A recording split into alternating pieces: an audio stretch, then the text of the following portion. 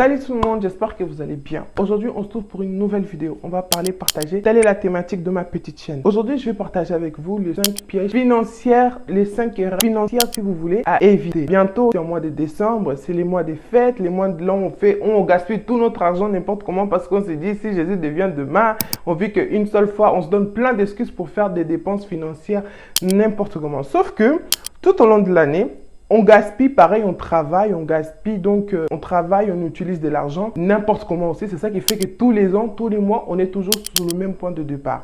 Donc moi, tout au long de cette année, je me suis rendu compte que j'avais des petites erreurs financières qui faisaient qu'à chaque fois, c'était toujours bizarre. Et je me suis dit, pourquoi pas? En plus, là, ça tombe bien, c'est décembre, c'est Noël, on doit se faire plaisir, mais on va faire un peu attention. Donc je me suis dit, pourquoi pas partager avec vous les 5 erreurs financières à éviter.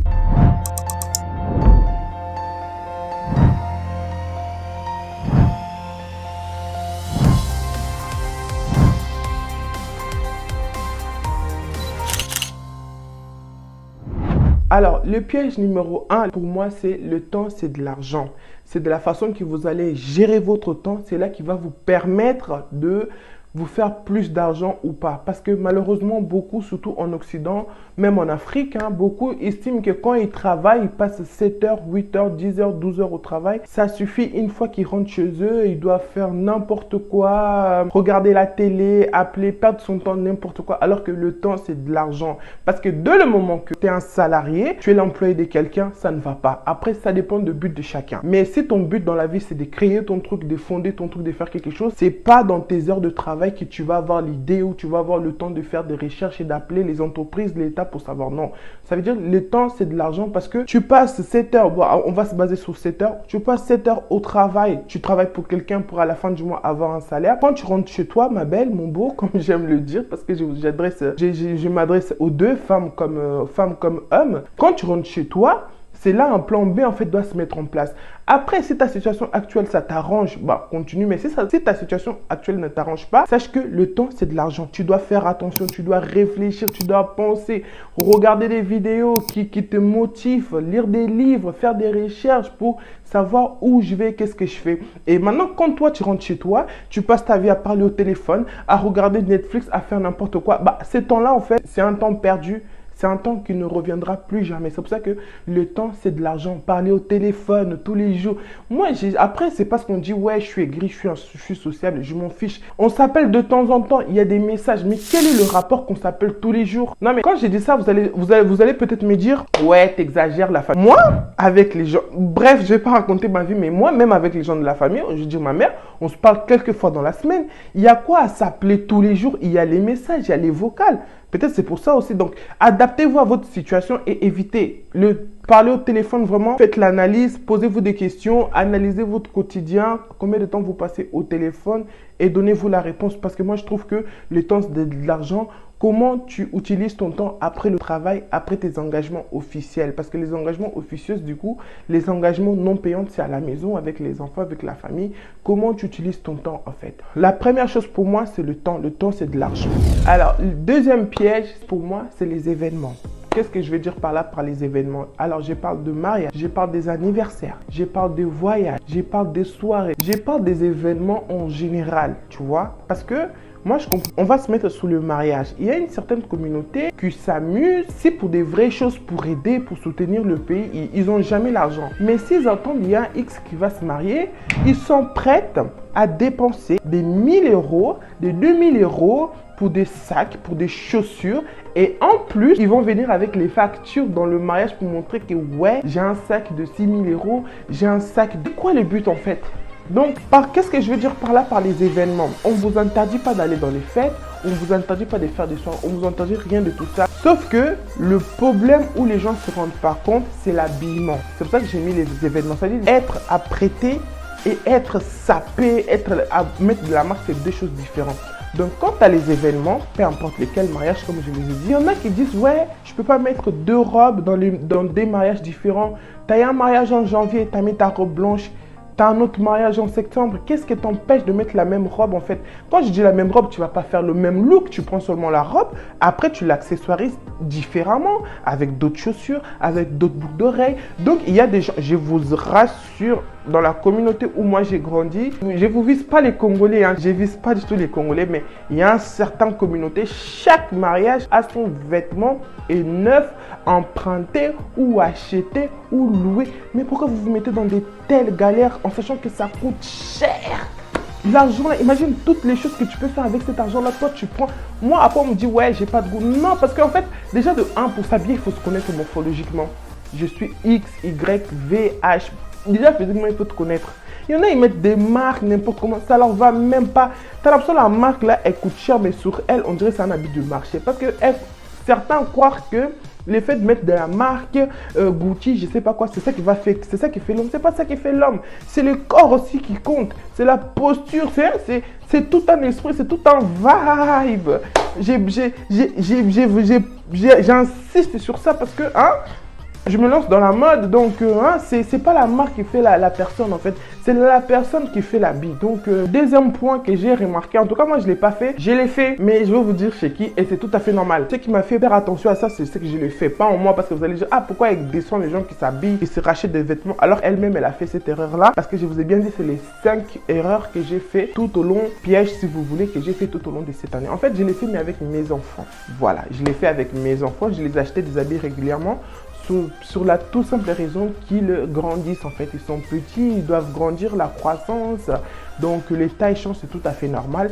Et j'ai dépensé beaucoup, surtout c'est quand on partait dans des mariages, dans des anniversaires, je voulais que mes enfants soient présentables. Voilà, moi je ressemble à une clochard, tout ce que vous voulez, pas de problème, ça me dérange pas, mais mes enfants, c'est mes enfants, il faut qu'ils soient présentables, rien que pour moi, et surtout pour moi, tu vois, dès le moment que moi je les trouve beaux, c'est la base. Donc cette erreur là, ces pièges là, je les fais plus avec mes enfants. C'est pour ça que je dis deuxième erreur à éviter, toi qui es déjà maman, qui est déjà grande, ou toi qui es toute seule, fais attention, tu vois, t'es pas obligé d'acheter une nouvelle robe BLT à chaque occasion, à chaque anniversaire, à chaque soirée, non. Tu peux remettre les mêmes robes bien sûr lavées, hein. Après on sait jamais, il y en a qui comprennent les choses de travers. Tu peux remettre la même robe mais avec des accessoires différents, avec des chouchous différents. Donc faites attention aux événements. En plus là avec Noël qui arrive, franchement, il y a d'autres vidéos qui vont arriver concernant Noël, fête fin d'année, mais donc voilà. Deuxième piège à éviter, c'est les événements. Troisième piège à éviter pour moi, ou troisième chose, là ça va même pas être une piège à éviter, ça va être plutôt la troisième chose à faire pour moi, d'avoir plusieurs sources de revenus ou 2 sources de revenus. Parce que la première source de revenus, si on regarde bien, c'est le travail. Pour ceux qui travaillent, en tout cas pour ceux qui ne travaillent pas, donc selon votre situation, je ne vais pas trop m'éparpiller, selon votre situation, pour ceux qui travaillent, comme je le dis, leur première source de revenus, c'est le travail. Donc il y en a qui, quand je l'ai dit précédemment, il y en a qui laissent dans le monde des salariales, ils travaillent pendant 7 heures, on paye, il a un salaire à la fin du mois, ça l'arrange, mais il y en a que ça ne va pas. Et si tu estimes, si tu inspires à avoir des entreprises, si tu inspires à être grande, à être grand ou grande, si tu inspires à beaucoup de choses, c'est pas avec ton salaire que tu vas fonder ton entreprise, c'est pas avec ton salaire que tu vas bâtir des maisons, des immeubles, tu vas faire ta fondation, ton entreprise, c'est pas avec ton salaire. Donc le troisième conseil pour moi, c'est d'avoir d'autres sources de revenus ou d'autres sources qui te font rentrer de l'argent. Je peux donner tellement d'exemples. Moi-même, pour la première, je travaille comme tout le monde, j'ai un salaire à la fin du mois, mais ça suffit pas. Je vous ai partagé les applications qui font gagner de l'argent pour économiser. La vidéo, allez regarder dans mes vidéos où je vais vous mettre le lien dans la barre de description. Allez voir la vidéo où je vous conseille des applications. Je me fais de l'argent sur Vinted, je me fais de l'argent sur Ingral, je me fais de l'argent, je fais des foires à tout. Donc, source de revenus, il y en a qui peuvent penser c'est un truc énorme, c'est un truc wow. Non, c'est un truc que tu fais en fait. Il y en a, c'est pour ça qu'il y en a qui vendent de la crème alors qu'ils travaillent, alors qu'ils sont des étudiants. Il y en a qui vendent des vêtements, il y en a qui vendent des perruques. Deuxième source de revenus, officielle ou officieusement, c'est comme vous voyez, dès le moment que ça n'atteint pas la barre de 10 000 euros, normalement vous n'êtes pas imposable, mais après il faut vous renseigner. Commencez un peu à savoir par rapport à ça, vu que moi-même, moi-même je suis en train de créer mon entreprise de vêtements, de réachat de vêtements. Bon, il y aura beaucoup de choses dans mon entreprise, mais donc il faut que je connaisse la loi, il faut que je fasse certaines recherches pour savoir. Donc avoir un deuxième source de revenus, même si j'avais pas une des choses que je vous ai citées, après dans le coulis j'ai fait d'autres choses que je ne vais pas vous le dire là. Si j'avais pas tous ces petites entrées de l'argent, par exemple le Vinted, j'achète mes habits, mes enfants ils s'habillent bien, moi aussi je m'habille bien, on aime des choses de qualité, pourquoi pas de temps en temps de la marque. Donc quand ça ne va plus, je ne vais pas le jeter, je ne vais pas l'offrir, je le revends. Ça ne me sert plus, mais ça va servir à quelqu'un d'autre. Et derrière, qu'est-ce qui se passe? Eh bien, je récupère l'argent et cet argent-là, ça peut me servir à autre chose. Donc, 1 euro, 1 euro, 10 euros chaque semaine, 10 euros chaque mois. Bah, à la fin de l'année, tu te retrouves avec 1000 euros, tu te retrouves avec 1500 euros, tu te trouves avec 10 000 euros, c'est mieux que rien. Donc, petit à petit, l'oiseau fait son nid, comme on dit. Hein. Bref, donc avoir un deuxième source de revenus, c'est très important. Avoir un deuxième source de revenus, et quand on travaille, c'est encore mieux. Du coup, dans votre travail, il faut mettre des choses en place. Il faut bien calculer votre budget. Tous les mois, tu mets les 100 euros, 100 euros, 100 euros de côté. Et à la fin de l'année ou un an après, 2 ans après, avec les 100 euros là, ça va faire 3 000, 4 000 euros. Tu dois investir, tu dois faire quelque chose avec cet argent-là. Donc, avoir plusieurs sources de revenus en dehors de son salaire, c'est très important. Donc, le quatrième piège à éviter, c'est l'année est longue. Je vais revenir. Moi, je suis obligé.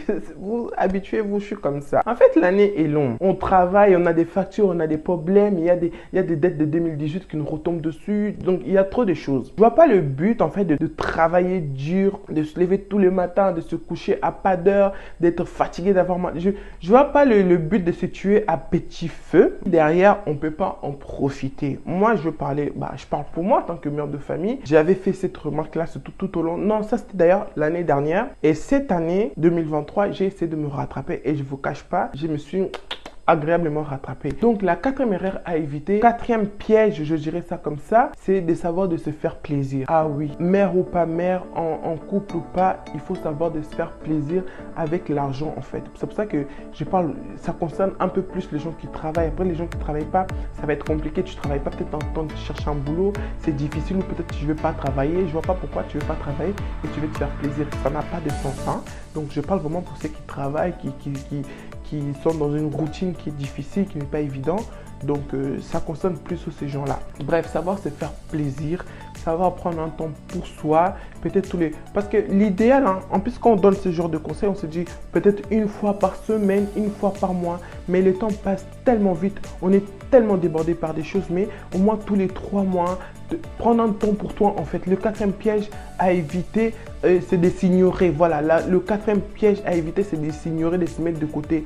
Parce que tu vis à 100 000, tu es frustré, tu es stressé, il y a des choses, des problèmes en haut des problèmes. Donc, il y a trop de choses qui se passent dans le quotidien, dans la semaine, dans le mois. Donc, il faut savoir prendre du temps pour soi et profiter. Ce qui me concerne, en tant que maman, je dirais plutôt prendre du temps en famille.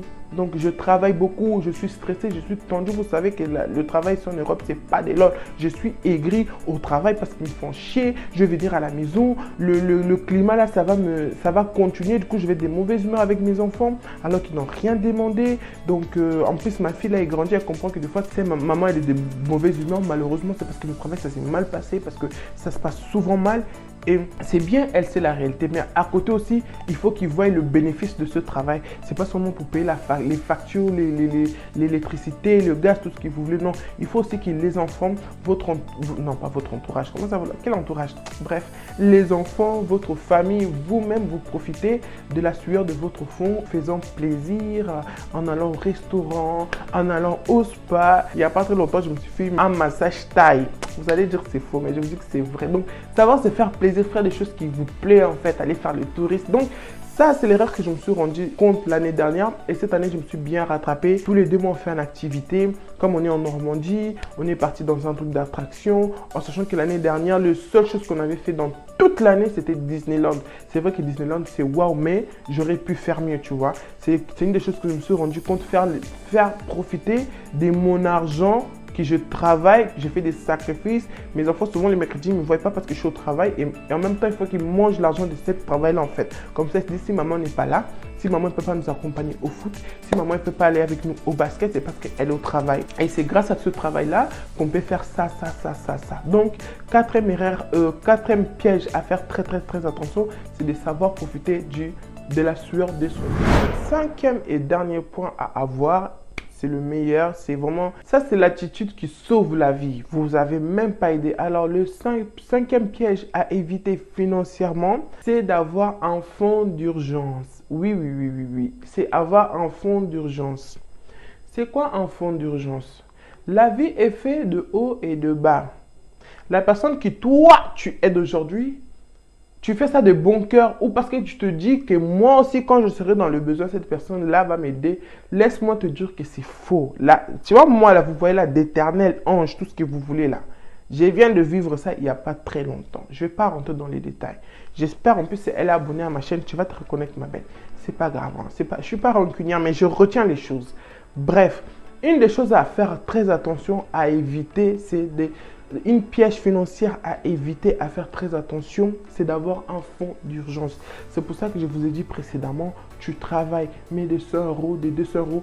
Même si tu ne sais pas encore pourquoi, mais mets seulement de côté, tu ne sais pas de quoi demain est faite.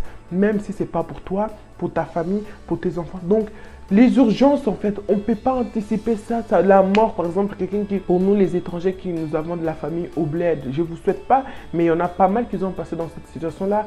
Tu es en Occident, on t'appelle, ton oncle est mort, ta maman est morte, ton papa est mort. Dis-moi, tu vas te balader à demander à Clémendé qui va t'aider. Non, il faut que toi-même, tu sois en capacité de sortir 1000 euros, de sortir 500 euros, de sortir 5000 euros pour régler cette situation-là. Alors, mais pour être en capacité et avoir les épaules pour faire cet acte-là, il faut avoir un fonds d'urgence. Comment on fait un fonds d'urgence? Bon, vaguement, vite fait, bah, comme je vous dis, en fait, tout est là, en fait, tout est là. Tu gagnes 1000 euros, tu payes tes charges, il te reste, parce que tu peux pas, tes charges ne peuvent pas être à moitié. Bon, avec à manger et tout, on va dire que tu gagnes 1000 euros, tes charges avec la manger, tout ce que tu veux, même si actuellement la vie est dure et chère, surtout en Europe. Bon, bref. C'est 500 euros, 1000 euros divisé par 2, 500 euros. Tu as 500 euros qui vont dans les charges, qui vont dans les factures. Tu as 500 euros qui te restent dans les mains pour faire, voilà. Mais dans ces 500 euros qui vont te rester dans les bras, il faut avoir au moins 200 ou 100 ou 300. Bon, tu calcules selon tes moyens, mais tous les mois, tu dois être en capacité de mettre un peu de l'argent de côté pour qu'on ne sait jamais. Maintenant, et d'ailleurs, il y a un investisseur que j'ai suivi.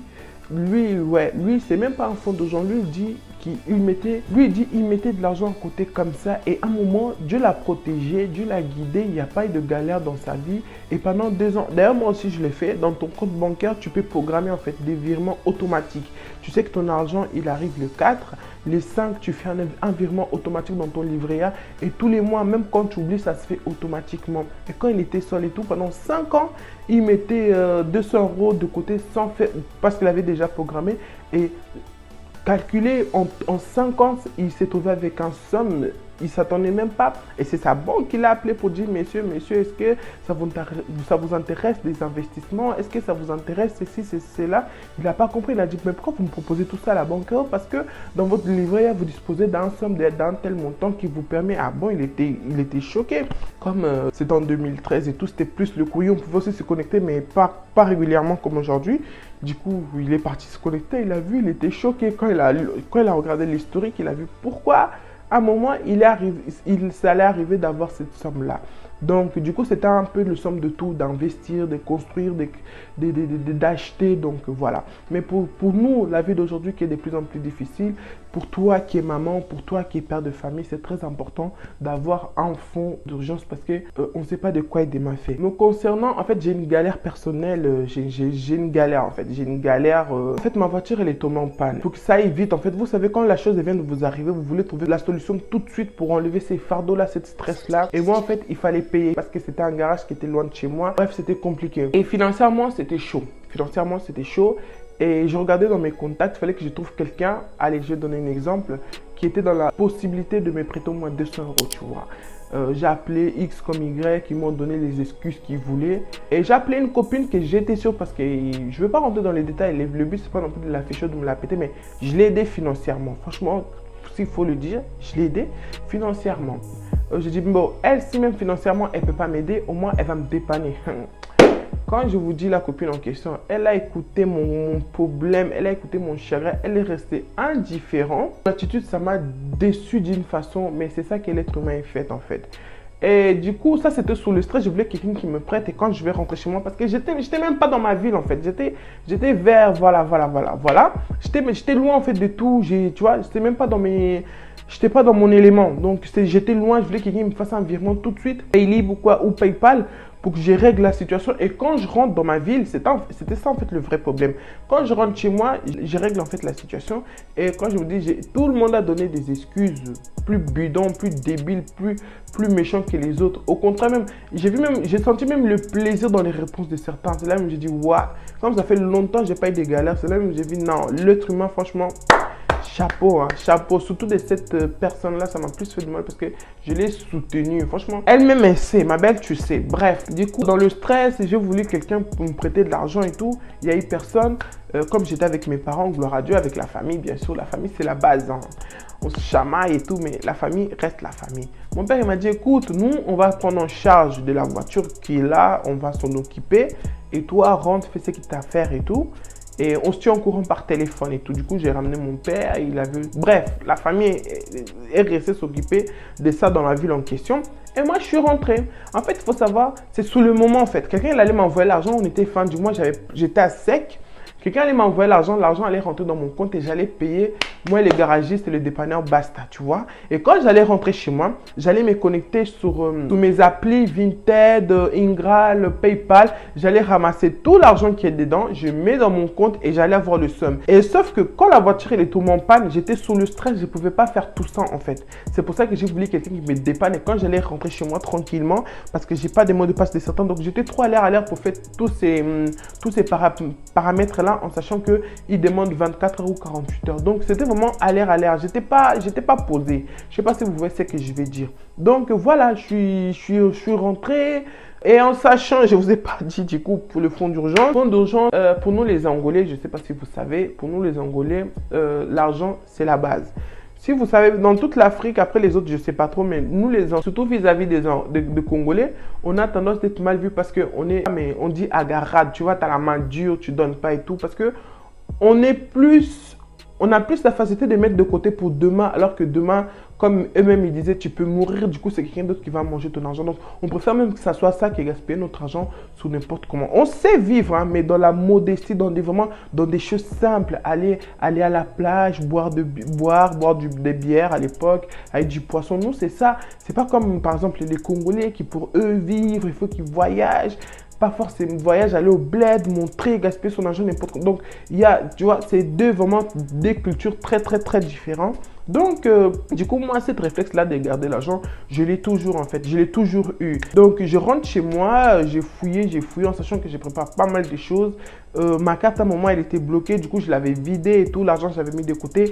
J'ai totalement dit que j'ai oublié, genre. Tellement chez moi, je sais que personne ne rentre, j'ai pas de voleurs. J'ai oublié, je rentre chez moi, je commence à réfléchir. Premier jour, deuxième jour. Et troisième jour, je dis, je fouille un peu mes coins et tout et tout. Et là, j'ai trouvé l'argent. Ces fameux argent que je ne vais pas vous dire les montants. Je savais que j'avais un fonds d'urgence, sauf que je ne savais pas combien. Mais je sais que sur j'avais, même s'il y a un truc qui vous arrive, n'utilisez pas non plus votre fonds d'urgence d'un seul coup. Non, réfléchissez. Si vous pouvez avoir de l'aide ou quelqu'un va vous emprunter, c'est mieux que la personne. Par exemple, la banque, voilà, on va dire pas la personne parce que c'est un peu malsain. On va dire la banque, elle vous emprunte et vous remboursez l'argent de la banque doucement, doucement. Et avec votre fonds d'urgence, vous pouvez faire d'autres choses. Donc, fonds d'urgence, comme le nom l'indique, c'est pour les urgences. Donc, le cinquième et le dernier piège à éviter pour moi, c'était vraiment d'avoir un fonds d'urgence parce qu'on ne sait pas de quoi demain il fait. Celle qui t'appelle ma bestie, ma juju, ma ceci, ma cela, même ton mari, même si ce n'est pas pour toi, même si ton mari. Donc, une femme, surtout pour les femmes, là, ça c'est... Je ne devrais même pas vous en parler, mais il y a des femmes ignorantes dans le monde d'aujourd'hui. Elle n'a même pas 200 €. Une urgence, je ne sais pas, ta grand-mère peut être malade. Il demande moi 50 €, tu n'as pas, c'est pas possible. Donc, 2024 qui arrive, pensez à avoir un fonds d'urgence. C'est très important. Vous ne savez pas de quoi demain est fait. Vous ne savez pas. Il y a encore un truc qui est arrivé à une de mes copines, à une de mes connaissances. Elle avait la mutuelle du travail, alors que la mutuelle du travail, il fallait renouveler tous les 2 ans. Et elle ne savait pas, du coup, elle n'a pas renouvelé. Elle, quoi qu'il arrive, de toute façon, elle avait l'assurance vu qu'elle travaillait dans la société. Sauf que la mutuelle a enlevé tous ses enfants parce qu'elle n'a pas renouvelé. En plus, elle était contente. Elle a dit, ouais, la mutuelle, je ne paye pas autant cher que j'ai payé avant. Elle était contente, elle ne comprenait pas. Et un jour, son enfant est tombé malade. Quand son enfant est tombé malade, ils l'ont ramené à l'hôpital parce que c'était à l'époque de Covid et tout. On l'a gardé 3-4 jours parce qu'il avait du mal à respirer. C'était un petit et tout. Donc, soins intensifs, l'eau, sang, bref, il s'est passé des choses lourdes pour l'enfant, le pauvre. Et à la fin de ces jours, on donne des papiers à son mari. Son mari, il était en traitement pour ses documents, donc il était en situation irrégulière en France parce qu'il avait fait les démarches avec la préfecture. Donc c'est elle qui subvenait aux besoins de la famille. on donne la facture et tout. À son mari, il ne comprenait pas. Il dit, pourquoi c'est marqué 1800 euros et tout et tout. Après, il dit, oh non. Après, il demande, ouais, les 1800 euros, les 1800 euros, c'est quoi? Elle a dit, non, c'est le frais de l'hospitalisation de votre enfant. Je dis, comment ça, les frais d'hospitalisation de mon enfant? Oui. Elle a dit, ah d'accord, je ne vous ai pas donné la mutuelle, je vous ai donné la carte vitale. Et dans la carte vitale, on a vu, vous n'avez pas de mutuelle. Comment ça, vous n'avez pas de mutuelle? Elle a donné la scène. Elle a dit, oui, vous êtes bien. Vous êtes bien assuré chez tel, mais vos enfants, personne de votre famille est assuré chez telle personne. Donc, d'un seul coup, il fallait tout de suite avant de sortir, il fallait régler cette somme-là, en sachant que c'est un hôpital privé, parce que l'État s'était débordé, les traitements, c'était pas trop ça. Elle a pris le risque parce qu'elle était sûre de sa mutuelle, une mutuelle qu'elle n'en avait plus, mais elle ne savait pas. Hôpital privé, se trouvait à payer tout de suite 1800 euros. Je peux te dire que même si son mari, comme il était dans les situations irrégulières, mais il travaille quand même au black. En plus, ils habitent à Paris et tout. Son mari, il a pu tout de suite, ils se sont organisés, ils ont payé parce qu'il avait un peu de côté. Donc, ils se sont dépannés, tu vois. Des choses comme ça, on ne peut pas prévoir. On ne sait pas de quoi demain est fait. Toi, tu crois que tu avais la mutuelle et finalement, tu n'en avais pas. Donc, il y a beaucoup d'exemples, il y a beaucoup de situations qu'on peut anticiper, qu'on peut se dire, ouais, ça peut nous arriver, mais on est à l'abri de rien. Donc, dans les doutes, qu'est-ce qu'on va faire? Qu'est-ce que tu vas faire? Qu'est-ce que je vais faire? Donc, je vais mettre l'argent de côté, on ne sait jamais. Si finalement, au bout de 5 ans, au bout de 3 ans, tu as beaucoup d'argent et finalement, le fameux on ne sait jamais n'est jamais arrivé. Bon, bah, alors, tu as un somme pour démarrer quelque chose, pour acheter. Donc, l'argent servira toujours à quelque chose et ça nous éviterait de le gaspiller dans tout et n'importe quoi. Voilà, c'était tout pour cette vidéo. J'espère que vous allez bien. Moi, ça va par la grâce de Dieu. Comme d'habitude, likez, partagez et surtout commentez. Oui, là, j'attends vraiment vos commentaires parce que je ressens maintenant de plus en plus. Ça devient une habitude chez vous de me laisser des petits commentaires. Et je ne vous cache pas, ça me fait plaisir, ça me donne chaud au cœur. Ça me motive encore de vous faire des vidéos, de vous parler et de vous conseiller. Donc, likez, partagez et commentez. Et on se retrouve dans la prochaine vidéo. Et bien sûr, abonnez-vous massivement. Et bien sûr, quoi qu'il arrive, les gars, quoi qu'il arrive, apprenez à compter sur vous quand vous êtes la seule personne à jamais vous décevoir. Mes conseils, quoi qu'il arrive là, c'est toujours l'acteur principal de notre vie, c'est toi. Qu'est-ce qui va faire que tu avances ou que tu recules, c'est toi. Alors, quoi qu'il arrive, apprends à investir sur toi car tu es la seule personne à jamais te décevoir. On se retrouve dans la prochaine vidéo. Bye bye.